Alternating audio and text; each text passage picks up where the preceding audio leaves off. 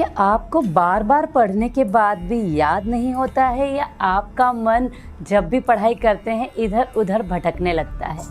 यानी कि आप कंसंट्रेट नहीं कर पा रहे हैं, आप फोकस नहीं कर पा रहे हैं। क्या आपको रूट्स याद नहीं रहते हैं, या कई बार आप अपने सामान को कहीं रख कर भूल जाते हैं, या कहीं ऐसा तो नहीं होता है कि खाना बनाते हुए आप ये भूल जाते हैं कि आपने सब्जी में नमक डाला है या नहीं डाला है? तो समझ लीजिए आपके ब्रेन में कहीं ना कहीं कुछ प्रॉब्लम है।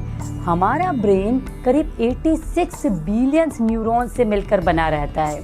न्यूरॉन्स इट मीन्स की तंत्रिका कोशिकाएं, और इन न्यूरॉन्स की हेल्थ आपके हाथ में है, क्योंकि ये न्यूरॉन्स एक बार ख़त्म होने के बाद बनती नहीं हैं, जैसे कि हमारे शरीर की दूसरी कोशिकाएं। तो इसके लिए आपको अपने न्यूरल ग्रोथ फैक्टर की तरफ ध्यान देना होगा, क्योंकि यही आपकी न्यूरॉन्स की मेंटेनेंस, ग्रोथ और सर्वाइवल के लिए रेस्पॉन्सिबल है। और न्यूरल ग्रोथ फैक्टर मैक्सिमम हमारे सलाइवा सिक्रेशन में होता है, क्योंकि जब आप प्राणायाम करते हैं तो प्राणायाम का एक आउटकम, एक रिज़ल्ट है, आपके मुंह का सलाइवा सिक्रेशन बढ़ने लग जाता है, और हमारे सलाइवा में होता है न्यूरल ग्रोथ फैक्टर। तो अब हम अपनी मेमोरी को शार्प करने के लिए डीप ब्रीथ करेंगे, डायफ्रामिक ब्रीदिंग करेंगे।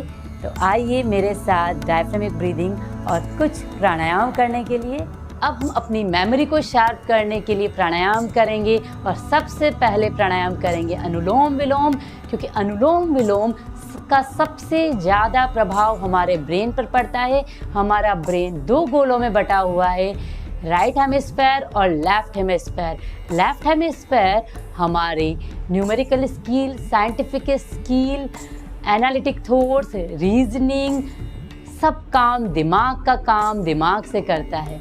और हमारा राइट ब्रेन हमारे imagination, intuition, face recognition, art, creativity, music, इनके लिए रेस्पॉन्सिबल है। तो जब आप राइट नॉस्ट्रिल से सांस लेते हैं या छोड़ते हैं, आपका लेफ़्ट ब्रेन स्टिमुलेट होता है, और जब आप लेफ़्ट नॉस्ट्रिल से सांस लेते और छोड़ते हैं, आपका राइट ब्रेन एक्टिव होता है। तो अनुलोम विलोम के द्वारा हम अपने ब्रेन के दोनों हेमिस्फेयर को बैलेंस करेंगे, ताकि मेमोरी हमारी खुद ब खुद शार्प हो जाएगी।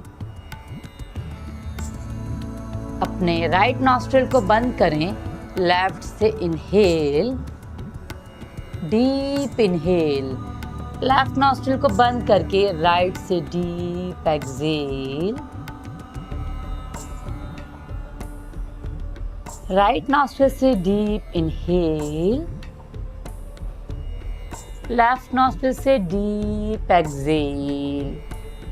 अनुलोम विलोम करते हुए सिर्फ हमें इतना सा याद रखना है कि जितनी सांस आप ले रहे हैं उससे दुगुनी आपको एक्सहेल करनी है, यानी रेशियो शुड बी 1:2।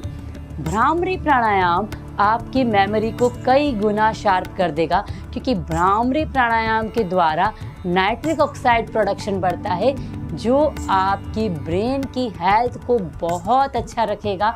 और न्यूरॉन्स अगर हेल्दी है तो आपकी मेमोरी डेफिनेटली शार्प हो जाएगी, क्योंकि हमारे ब्रेन की मेमोरी यानी हमारे शरीर की मेमोरी हमारे न्यूरॉन्स की डेंसिटी और वॉल्यूम पर डिपेंड करता है। तो भ्रामरी प्राणायाम करेंगे, अपने दोनों अंगूठे से कानों को बंद कर देंगे, अपनी पहली अंगुली आईब्रोज के पास, दूसरी आंखों के पास, तीसरी नॉस्ट्रिल के पास, चौथी लिप्स के पास। गहरी लंबी सांस भरेंगे और हमिंग साउंड, भंवरे की गुंजन के समान ध्वनि निकालेंगे, मुंह को बंद रख के।